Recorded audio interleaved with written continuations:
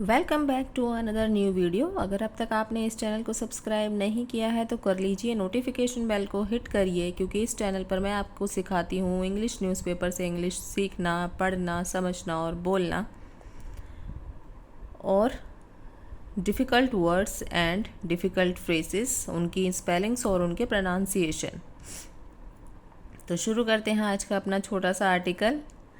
अच्छा, एक बात मैं और क्लियर कर दूं आपको, इसमें जितने भी डिफ़िकल्ट वर्ड्स मैंने अंडरलाइन किए हुए हैं रेड पेन से, उसका शॉर्ट्स बनाकर मैं इसी चैनल पर डालूंगी, तो शॉर्ट्स ज़रूर चेक कर लेना। साथ में सेंटेंस मेकिंग भी हो सकता है उसका। तो चलिए शुरू करते हैं।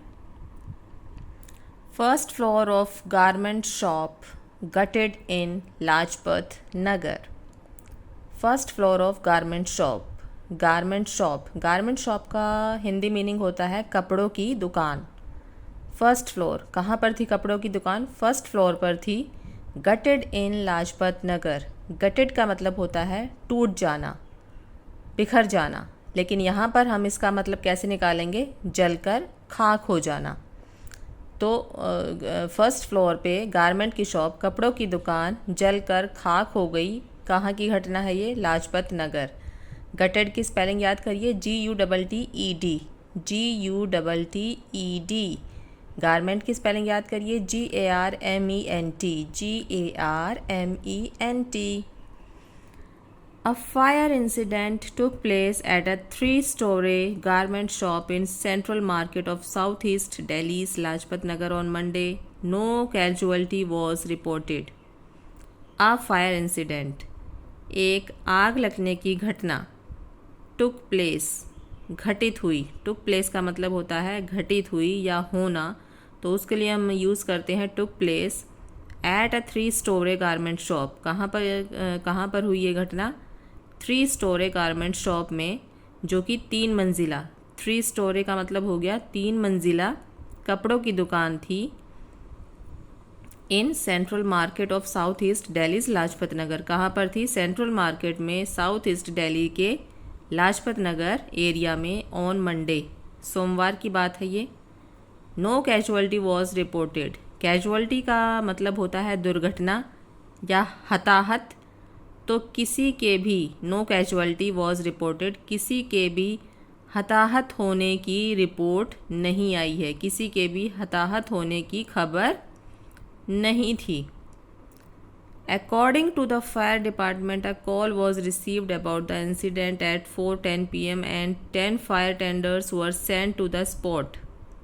According to the fire department, fire department के अनुसार, आग के डिपार्टमेंट, जो फायर डिपार्टमेंट होता है, उसके अनुसार अ कॉल वॉज रिसीव्ड, एक कॉल रिसीव की गई, एक कॉल प्राप्त की गई।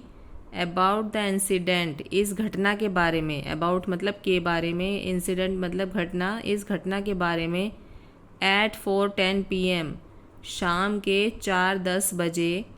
And 10 fire tenders were sent to the spot, और 10 जो आग की दमकल गाड़ियाँ थी, जो फायर की जो दमकल गाड़ियाँ थी, वर सेंट, भेजी गई।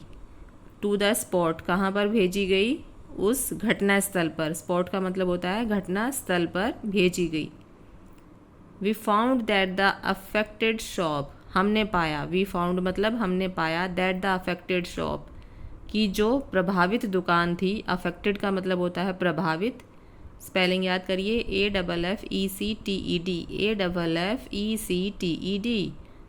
तो हमने पाया कि जो प्रभावित दुकान थी, was built on 100 square yard, वो बनी हुई थी। बिल्ट का मतलब होता है बना होना, तो बनी हुई थी कितने स्क्वायर यार्ड में? 100 गज के प्लॉट पे वो बनी हुई थी। विच इंक्लूडेड अ बेसमेंट, जिसमें कि जो बेसमेंट था वो भी इंक्लूडेड था, वो भी उसमें इंक्लूड था। बेसमेंट भी था उस दुकान के नीचे। बेसमेंट का मतलब होता है दुकान तो होती है फ्लोर पर, मतलब हाँ फ्लोर पर, और बेसमेंट होता है ज़मीन के नीचे या ज़मीन पर। The fire started on the first floor and due to presence of combustible material the fire started on the first floor. Fire कहाँ पे स्टार्ट हुई, आग लगनी कहाँ पर शुरू हुई, ऑन द फर्स्ट फ्लोर, पहली मंजिल पर आग लगनी शुरू हुई। And due to presence of combustible material, और उपस्थित होने के कारण, किसके उपस्थित होने के कारण, कम्बस्टिबल मटेरियल। कम्बस्टिबल मटेरियल होता है दहनशील वस्तु या शीघ्र आग पकड़ने वाली वस्तु। मटेरियल का मतलब हो गया वस्तु, कोई चीज़ या कोई सामान। कम्बस्टिबल का मतलब हो गया दहनशील या शीघ्र आग लगने वाली। तो स्पेलिंग याद करिए, COMBUSTIBLE, COMBUSTIBLE, combustible. Material MATERIAL,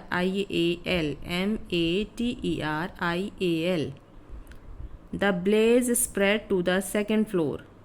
Blaze का मतलब होता है आग, ज्वाला। तो जो ज्वाला थी या जो आग थी वो स्प्रेड हो गई। स्प्रेड का मतलब होता है फैलना। स्पेलिंग याद करिए, SPREAD। स्प्रेड का मतलब होता है फैल जाना।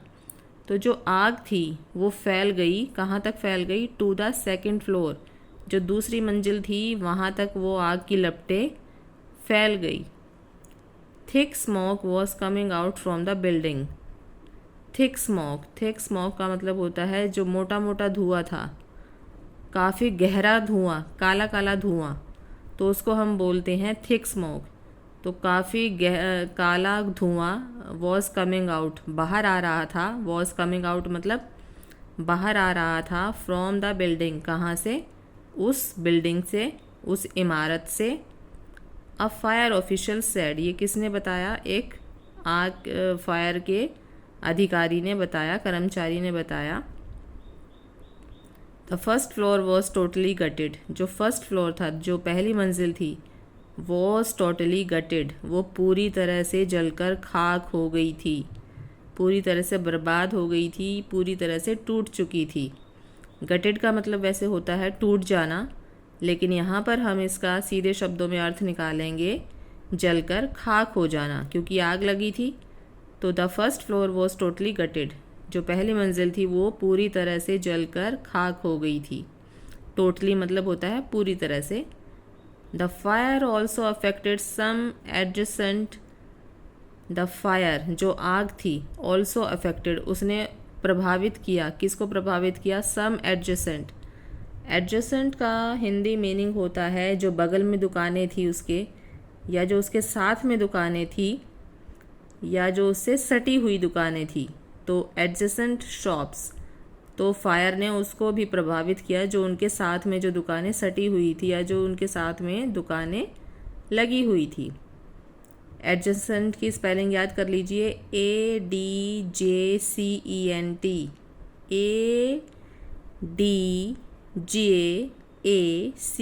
ADJACENT, adjacent.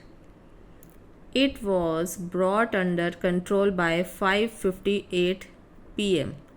It was brought under control, वो लाया गया, under control मतलब काबू में लाया गया। under control का मतलब होता है काबू में लाना, तो वो आग को काबू में लाया गया by 5:58 PM, वही 6 बजे के आसपास उसको आग को काबू में लाया गया। The staff and customers were evacuated from the shops, जो स्टाफ थे या जो कस्टमर्स थे, जो ग्राहक थे, वर एवैक्यूएटेड। एवैक्यूएटेड का मतलब होता है खाली कराना, बाहर लाना, निकास कराना, तो उनको खाली कराया गया।